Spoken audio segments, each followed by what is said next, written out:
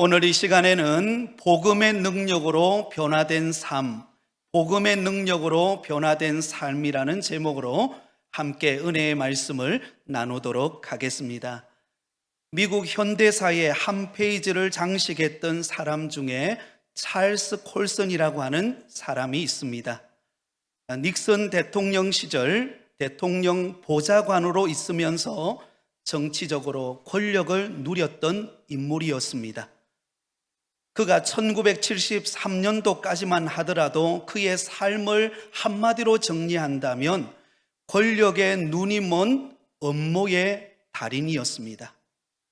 뛰어난 정치 감각을 가지고 있었던 그는 미국 대통령 선거를 앞두고 닉슨의 재선을 돕기 위해 정치적 경쟁자였던 민주당의 전국위원회 본부가 있는 워터게이트 호텔의 불법 도청 사건을 주도했던 인물이었습니다.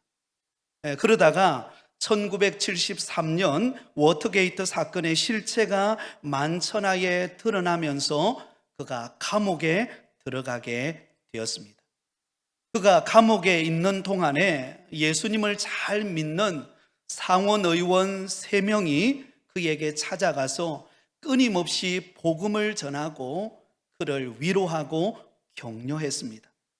그러던 와중에 그의 교만하던 마음이 녹아내리게 되었고 복음을 받아들이고 그리고는 자신의 지난날의 죄를 회개하고 이제는 누군가에게 사랑을 베푸는 삶을 살아야 되겠다라는 마음의 결단을 갖기 시작했습니다. 그래서 그때부터 그가 감옥에 있는 기간 동안 어떻게 하면 다른 죄수들을 더 사랑할 수 있을까 기도하기 시작하다가 죄수들이 가장 싫어하는 빨래를 내가 자청해서 그 빨래하는 일을 내가 섬겨야 되겠다 이렇게 생각하고 빨래를 하기 시작했습니다. 처음에 죄수들은 그런 그의 태도를 믿지 못하고 뭔가 다른 꿍꿍이 속에 있을 거야 이렇게 생각했습니다. 그러나 묵묵히 자신에게 주어진 그 빨래하는 일을 감당하였을 때 한 사람 한 사람이 그의 행동에 감동을 받게 되었고 또한 그와 함께 모여서 기도 모임이 시작되고 사랑의 교제를 나누게 되었습니다. 그리고는 그가 형을 마치고 감옥에 나온 후에 교도소 선교회라고 하는 단체를 조직해서 죄수들에게 복음을 전하는 일에 힘쓰게 되었습니다. 결국 그는 종교계의 노벨상이라 불리는 템플턴 상을 받게 됩니다. 그래서 어느 외국 잡지에 이 템플턴 상을 수상한 찰스 콜슨에 대하여 이런 평가를 내렸습니다. 현재 미국에 가장 건강한 사상적 영향을 끼치고 있는 저술가이자 예수 그리스도의 복음을 통해서 가장 강력한 영향을 끼치고 있는 전도자, 그리고 가난하고 억눌린 사람들의 가장 따뜻한 이웃인 그가 새로운 이웃이 되어 우리 곁에 돌아왔다. 어느 누구도 그가 변화된 삶을 살 거라고는 그 어느 누구도 생각하지 않았습니다. 그러나 그의 인생은 변화되었습니다. 무엇으로 그의 인생을 변화시켰을까요? 바로 복음의 능력입니다. 예수 그리스도를 인격적으로 만났기에 그의 인생은 변화될 수 있었습니다. 사랑하는 성도 여러분, 우리가 진정으로 복음의 능력을 경험하고 예수 그리스도를 인격적으로 만나면 우리의 삶은 변화되는 줄 믿습니다. 그러므로 우리가 믿는 기독교는 삶을 변화시키는 생명의 종교인 것입니다. 자, 그렇다면 변화된다는 것은 무엇을 의미합니까? 변화된다라고 하는 것은 지금까지 내가 살아오던 세상적인 삶의 가치관, 삶의 목적, 삶의 역할이 바뀐다는 것을 의미합니다. 이전과 전혀 다른 새로운 삶을 살아가게 된다는 것입니다.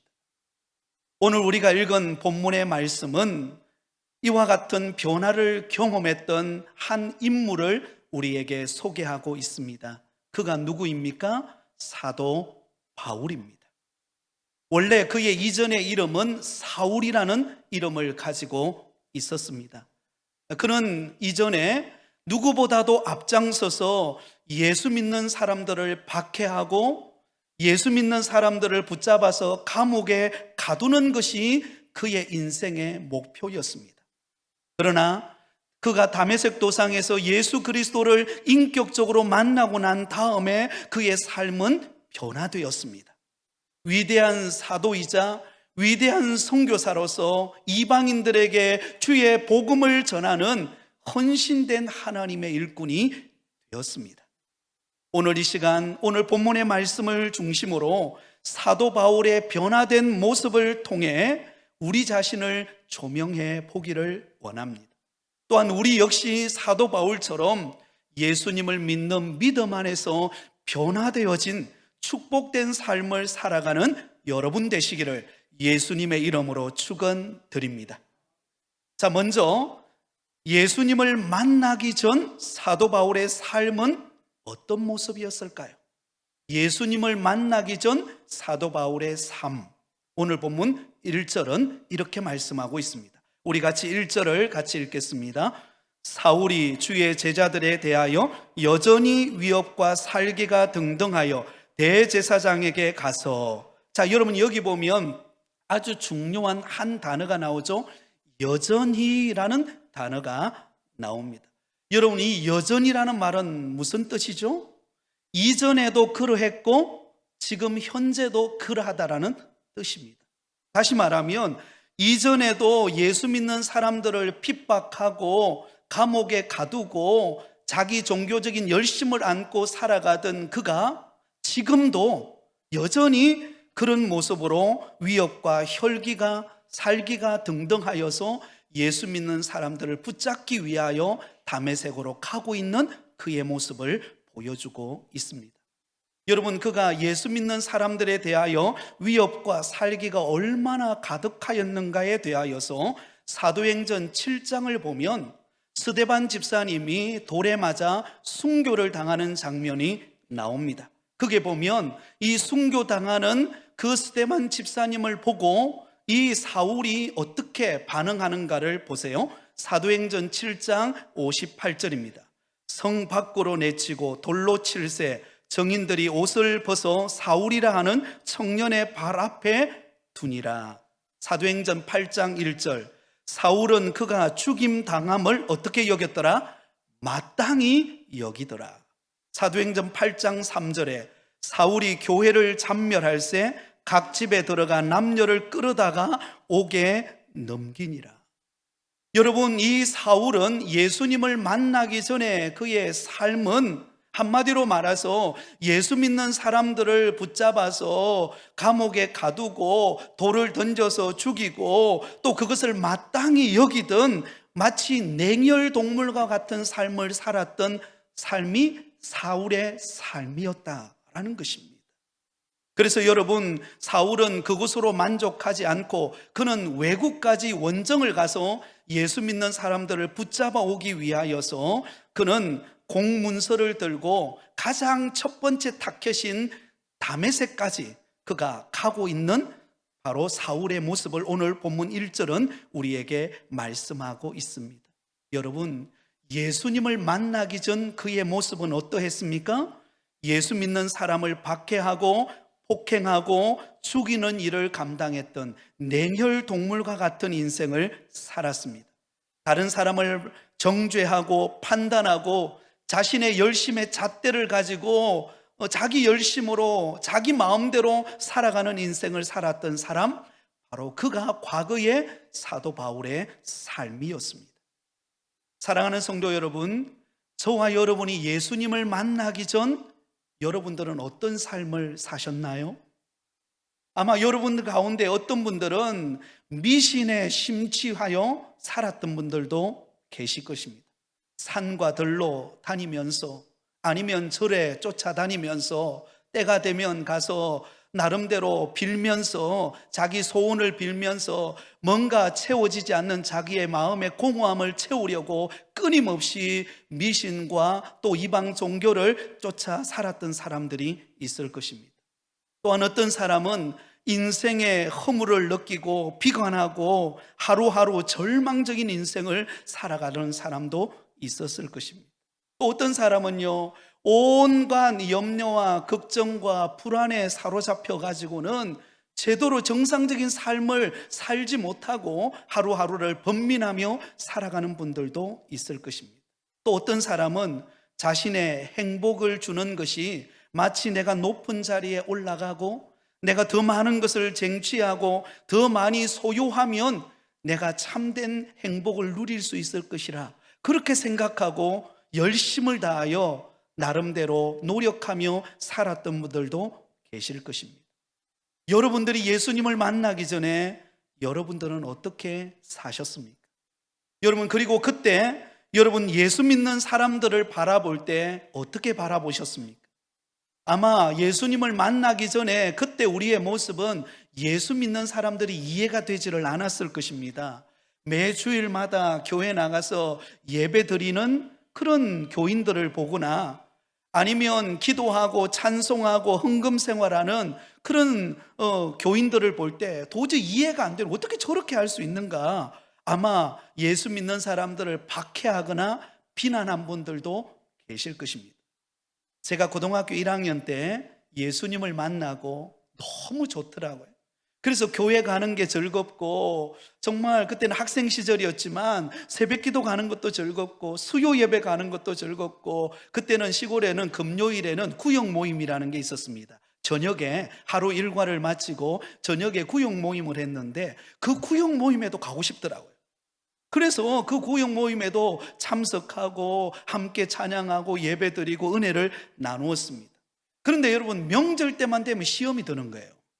왜냐하면 명절 때만 되면 우리 친척들이 저희 집으로 오잖아요. 근데 그 중에서 꼭 우리 큰 집에 원수 같은 형이 하나 있었어요. 그 형이 다른 우리 아버지나 우리 가족들은 아무 말도 하지 않는데 그 큰 집에 있는 형이, 원수 같은 형만 오면 저를 막 쥐잡듯이 잡는 거예요.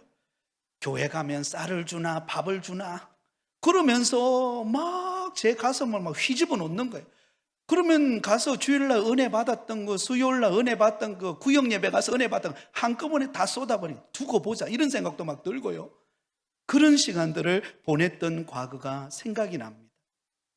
왜 그랬을까요? 아마 그분도 나름대로 아마 이해가 되지 않아서 아마 그렇게 했던 것 같습니다. 그러나 여러분 어떻습니까? 예수 믿고 신앙생활하는 것이 어리석은 일입니까? 그렇지 않아요. 가장 복되고 아름다운 인생이 예수 믿는 인생인 줄 믿습니다. 여러분, 예수님을 만나기 전에는 그걸 이해를 못해요. 그러나 예수님을 만나고 나면 예수 믿는 것만큼 좋은 게 없습니다. 할렐루야. 오늘 이 자리에 오신 여러분 모두는 축복된 자리에 오신 줄 믿습니다. 하나님께서 여러분들을 사랑하셔서 오늘 이 자리에 불러주셨다는 사실을 믿으시기를 바랍니다. 자, 그리고 오늘 본문에 보면 드디어 예수 믿는 사람들을 박해하려 가던 사울이 다메섹에 도달했을 때, 그때 예수님을 만나게 됩니다. 예수님을 만났을 때 변화된 사울의 모습을 볼 수가 있습니다. 자, 예수님을 만날 때 그때 모습, 호련히 하늘에서 빛이 임하여서 음성이 사도 바울에게 들려옵니다. 자, 우리 사도행전 9장 4절 5절 우리 같이 읽도록 하겠습니다. 땅에 엎드려져 들음에 소리가 있어 이르되 사울아 사울아 내가 어찌하여 나를 박해하느냐 하시거늘 대답하되 주여 누구시나이까 이르시되 나는 내가 박해하는 예수라. 사울아 사울아 내가 어찌하여 나를 박해하느냐.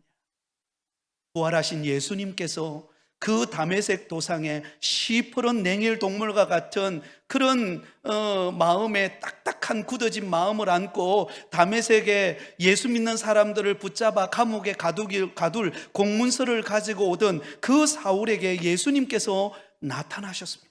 사울아 사울아 내가 어찌하여 나를 박해하느냐. 대답하되 주여 누구시니까? 당신은 누구입니까? 그러자 이렇게 하늘에서 음성이 들려옵니다. 나는 내가 박해하는 예수라. 여러분, 이 사울은 과거에 예수님을 만나기 전에는 예수님이 십자가에 못 박혀 처절하게 죽음으로 인하여 끝나버린 줄 알았습니다. 이제 더 이상 예수님은 살아서 우리 가운데 나타나거나 또 우리에게 찾아오시는 분이 아니라 십자가에 못 박혀 죽어서 조롱받고 멸시당하고 죽어서 이제는 끝나버린 인생이라고 생각했습니다. 그러나 죽음의 권세를 이기신 예수님께서 그 사울에게, 강팍한 사울에게, 냉혈 동물과 같았던 그에게 찾아오시고 계십니다. 나는 내가 박해하는 예수라. 그리고는 예수님께서 이 사울을 만나 주셨습니다. 사랑하는 성도 여러분, 여러분은 예수님을 어떻게 만나셨나요? 저는 고등학교 1학년 때 예수님을 만났습니다. 중학교 3학년 때까지는 참 철없이 지냈던 것 같습니다. 놀러 다니는 거 좋아하고 또 뭐 친구들과 함께 어울려서 뭐 노래 부르는 거 좋아하고, 그래서 요즘에야 없지만은 옛날에는 카세트 녹음기도 굉장히 컸잖아요, 그죠? 그럼 굉장히 큰 카세트 녹음기 들고 소풍 가면은요, 그 틀어놓고 제가 사회 보고, 평소 때는 제가 존재감이 좀 없었어요. 근데 소풍 가거나 아니면 운동회 할 때, 그때는 제가 응원단장이었습니다. 그리고 소풍 가면 제가 사회를 다 봤어요. 그리고 노래를 틀어놓고 춤을 추고 그러면서 즐기며 살았습니다. 그러다가 고등학교 1학년 딱 들어가니까 저희에게 어떤 고민이 찾아왔는가 하면, 나는 왜 사는가? 나는 어디로 가는가? 죽고 나면 나는 어디로 가지? 무엇을 위해 사는가? 이 존재론에 대한 고민을 갖게 되었습니다. 그런 답을 내가 얻을 수 없었을 때 너무나 막막한 것입니다. 바로 그때 친구의 소개로 교회 나가게 되었습니다. 교회 나가서 교회당 문을 열고 교회당 안에 딱 들어갔는데, 제가 이미 말씀드렸지만 시골 교회, 아주 작은 시골 교회당입니다. 얼마나 통풍이 잘 되는지. 교회당이 중간에 거미가 있어서 통풍이 잘 됐어요. 그런 교회당에서 바닥은 삐걱삐걱 거리죠. 그리고 여러분, 굉장히 작은 교회당이었습니다. 그런데 들어가서 딱 앉았는데, 아마 오늘 새생명 전도축제에 초청받아 나오신 여러분들처럼 교회당에 와서 딱 앉았는데요, 찬양을 부르는데 그 찬양 소리가 얼마나 은혜가 되는지 모르겠어요. 그 전까지만 해도 제 이름이 남진이잖아요. 그래서 유행가를 굉장히 좋아했는데 그날따라 찬양대가 7명이 앉았어요. 7명이 앉아서 찬양을 하는데 화음도 잘 맞지 않았어요. 예수 믿지 않았던 저지만 음악 그 감각은 좀 있거든요. 근데 음악 소리가 약간 불협화음에 저 테너 쪽에서 삑사리가 나더라고요. 그래서 참 이상하다. 그런데 그 삑사리가 나는 그 찬양 소리가 제게 감동이 되는 거예요. 이전에 제가 노래 불렀던, 유행가를 불렀던 그때와 너무나 다른 거예요. 저 푸른 초원 위에 그림 같은 집, 이때 부르던 거 다른 거예요. 너무나 은혜가 되고 마음이 평안한 거예요. 그리고는 목사님이, 시골 교회에 연세가 많으신 목사님이 말씀을 전하시는데 그 말씀이 또한 은혜가 되고, 그리고는 예배를 마쳤어요. 예배를 마치고 난 다음에 한참 그 자리에 앉아서 눈물을 흘리면서, 그때 주님이 찾아오신 것이죠. 제게 찾아오셔서 제 마음에 마치 이렇게 말하는 것 같았어요. 사랑하는 진아, 내가 너를 만나고자 오늘까지 기다렸다. 사랑하는 여러분, 오늘 이 자리에 처음 나오셨거나 초청받으신 여러분, 이 음성을 들으실 수 있기를 바랍니다. 하나님은 여러분을 사랑하셔서 오늘 이 자리에 부르셨습니다. 사울에게 사울아 사울아 내가 어찌하여 나를 박해하느냐? 주여 누구십니까? 나는 내가 박해하는 예수니라.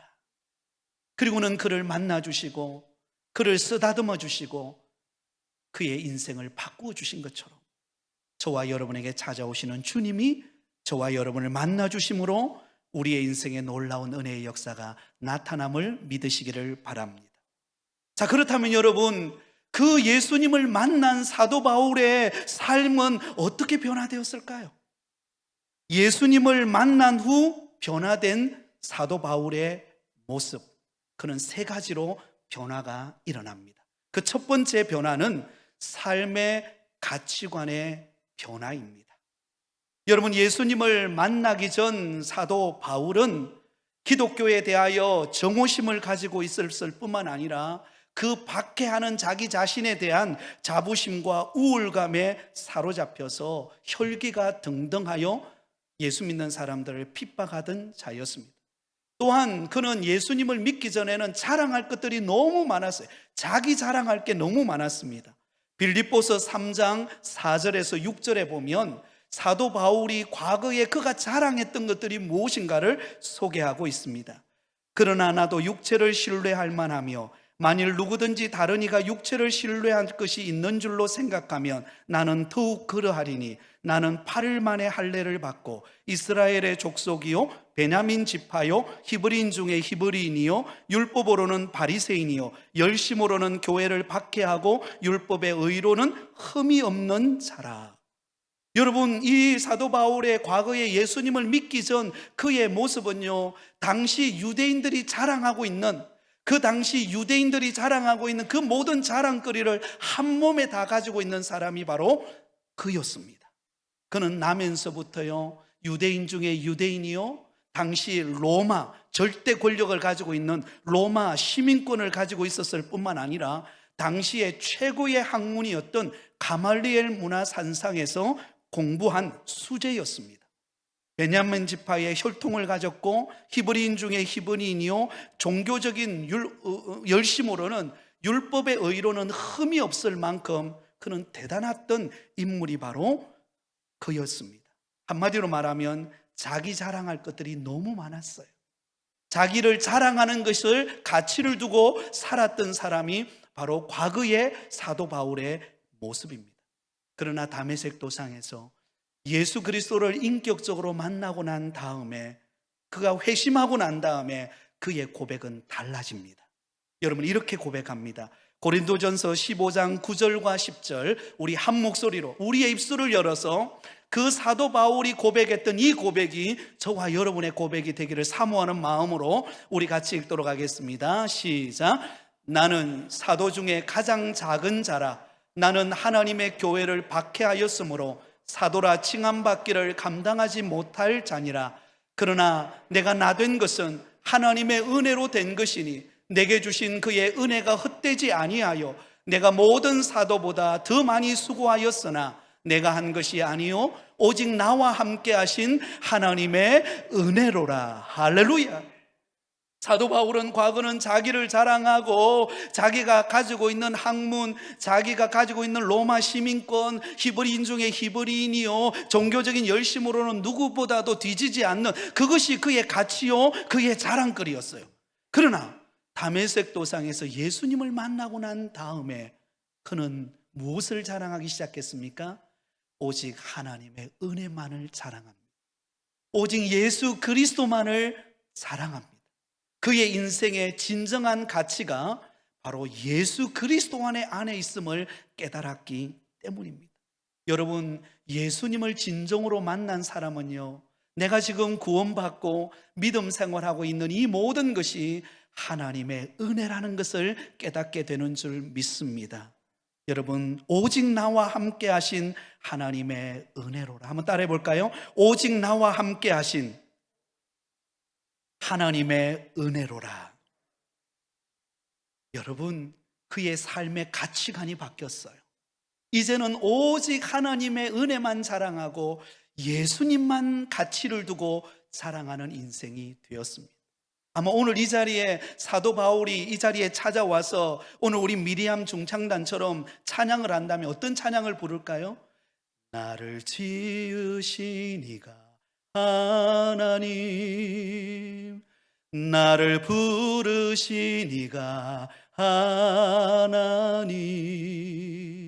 나를 보내신 이도 하나님, 나의 나 된 것은 다 하나님 은혜라. 아마 이 고백하지 않겠어요? 사랑하는 여러분, 여러분의 인생의 가치는 어디에 있습니까? 바로 예수 그리스도께 있는 줄 믿습니다.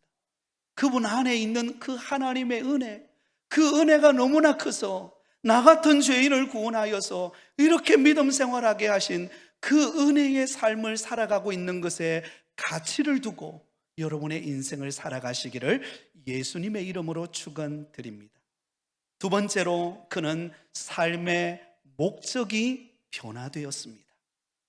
사도 바울은 삶의 가치관이 변화되었을 뿐만 아니라 한 걸음 더 나아가서 그의 삶의 목적이 변화되었습니다. 이전에 예수님을 믿지 않았을 때 그는 그의 인생의 목적이 무엇이었을까요?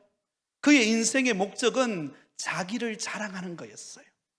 그래서 예수 믿는 사람들, 꼴불견인 예수 믿는 사람들을 붙잡아서 감옥에 가두고 또 핍박하고 박해함으로 인하여 자기 종교적인 그 열심, 그 율법적 의로움을 자랑하고 싶어 했던 것이 그의 인생의 목적이었습니다.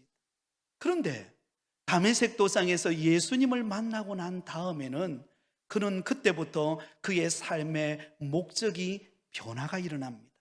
빌립보서 3장 8절에서 9절 상반절에 보면 이렇게 말씀하고 있습니다. 또한 모든 것을 해로 여김은 내 주 그리스도 예수를 아는 지식이 가장 고상하기 때문이라. 내가 그를 위하여 모든 것을 잃어버리고 배설물로 여김은 그리스도를 얻고 그 안에서 발견되려 함이니. 여러분, 이전에는 사도 바울의 인생의 목표는 내가 잘 되는 거예요. 내가 율법적으로 더 의로워지는 것이었습니다. 내 이름이 높임을 받는 것이었어요. 그래서 사울하면, 사울이라고 하는 이름의 뜻은 큰 자라는 뜻입니다. 큰 자. 나는 큰 자야. 어디로 가든지 누구에게 가든지 꿀리지 않는 그런 인생. 그 당시 최고의 학문을 공부했기 때문에 여러분 어느 곳에 가도 꿀리지 않는 인생을 살았던 사람이 사울이었어요. 그것이 자신의 인생의 목표였습니다. 그러나 다메섹 도상에서 예수님을 만나고 난 다음에 자기가 누렸던, 자기가 인생의 목표를 삼았던 그 모든 것을 다 해로 여김으로 그것을 마치 배설물처럼 여긴다고 했습니다. 그러면 그때부터 그는 누구를 인생의 목적으로 삼았을까요? 바로 예수 그리스도, 그분을 알고 그분께 영광 돌리는 삶이 내 인생의 목적이라는 것을 발견하게 되었던 것입니다.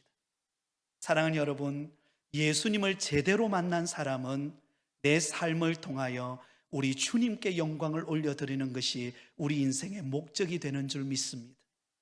가끔씩 연말이 되면은요, 연예인들 혹은 배우들이 연기 또 연애 시상을 할 때가 있습니다. 그때마다 참 감동을 주는 그런 멘트를 하는 분들이 있어요.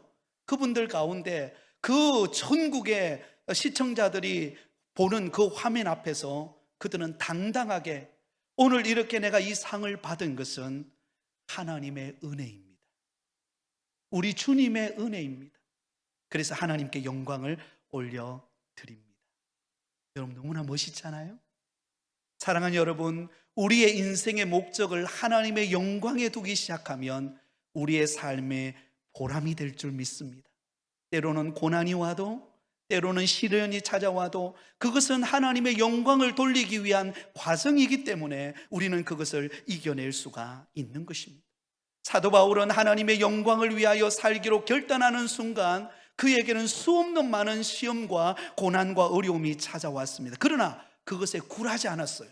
그리고 그 복음 전하는 일을 위하여, 주의 영광이 나타나는 일을 위하여 그가 살았습니다. 그리고는 그의 인생의 마지막에 이런 고백을 합니다. 사도행전 20장 24절, 우리 같이 한번 화면을 보고 같이 읽겠습니다. 시작. 내가 달려갈 길과 주 예수께 받은 사명 곧 하나님의 은혜의 복음을 증언하는 일을 마치려 하면은 나의 생명조차 조금도 귀한 것으로 여기지 아니하노라. 할렐루야. 나의 달려갈 길과 주 예수께 받은 사명, 그 사명을 통하여 하나님께 영광 돌리는 것이 내 인생의 목적이기 때문에 그 목적을 이루기 위해 달려가는 내 인생은 때로는 고난이 오고 때로는 위험을 당하고 때로는 육신의 아픔이 찾아와도 그 모든 것을 이길 수 있는 은혜를 경험하게 된다라는 것입니다. 사랑하는 성도 여러분, 예수님을 만난 저와 여러분의 삶을 통하여 우리 주님이 영광 받으시기를 원합니다. 이제 마지막 세 번째, 사도 바울이 예수님을 만나고 난 다음에 변화된 그의 삶은 삶의 역할의 변화입니다. 그가 하는 일에 변화가 일어납니다. 사도행전 9장 15절에 보면 아나니아에게 하나님께서 앞으로 이 사도 바울이 무슨 일을 할 것인가를 말씀하고 있습니다. 우리 같이 읽겠습니다. 주께서 이르시되 가라, 이 사람은 내 이름을 이방인과 임금들과 이스라엘 자손들에게 전하기 위하여 택한 나의 그릇이라. 할렐루야. 여러분, 하나님께서 다메섹 도상에서 이 사도 바울을 만나 주셨습니다. 그리고 만나 주시고 그의 인생을 변화시켜 주실 때에 여러분, 그 만난 것으로 끝나지 않고 그가 해야 할 일이 무엇인지, 그의 역할에 대해서 분명하게 가르쳐 줍니다. 그의 역할은 이방인들에게 가서 복음을 전하는 하나님의 증인되는 사명이었습니다. 그 사명을 깨닫고 그는 주의 영광을 위하여 그의 인생을 불태워서 이 복음 전하는 일을 위하여서 그는 주어진 사명을 기쁨으로 감당하게 되었습니다. 저도 고등학교 1학년 때 예수님을 만나고 사실 꿈이 없고 비전이 없고 시골의 삶을 살면서 그때 제가 가졌던 꿈은 그 동네 그 버스들 지나갈 때 그 버스 숫자 세는 거, 그리고 그 숫자를 세면서 야, 저 버스 타고 내 도시에서 살아보면 좋겠다. 이게 저희 그때 꿈이었어요. 여러분, 이해가 안 되시죠? 버스 지나가는 그 버스를 보면서 아이고, 저 버스 타고 부산 한번 가볼까? 서울 한번 가봤으면 좋겠다. 그게 저의 그 당시의 꿈이었어요. 근데 예수님을 만나고 믿음 생활하는 가운데 주님의 부르심을 발견하게 되었습니다. 내가 너를 쓰겠다라고 하는 부르심을 발견하고 목회자가 되어 오늘 여러분 앞에 서게 되었습니다. 사랑하는 주님, 우리 주님께서는 저와 여러분을 변화시키셔서 우리에게 꿈을 주시고 비전을 주시고 할 일을 주실 줄 믿습니다. 그러면 여러분, 지금 내가 꿈이 없다고 좌절하지 마십시오. 우리 주님을 믿는 믿음 안에서 꿈을 달라고 기도하시고, 그리고 내가 할 역할들을 달라고 기도하시고 나아갈 때 하나님은 우리를 다 귀하게 쓰실 것입니다. 하나님이 저와 여러분을 축복된 인생으로 바꾸어 주실 줄 믿습니다. 그 좋으신 예수님, 그 좋으신 주님께서 우리 인생의 미래를 책임지시고 인도하고 계심을 믿고 당당하게 살아가는 저와 여러분이 다 되시기를 예수님의 이름으로 축원드립니다.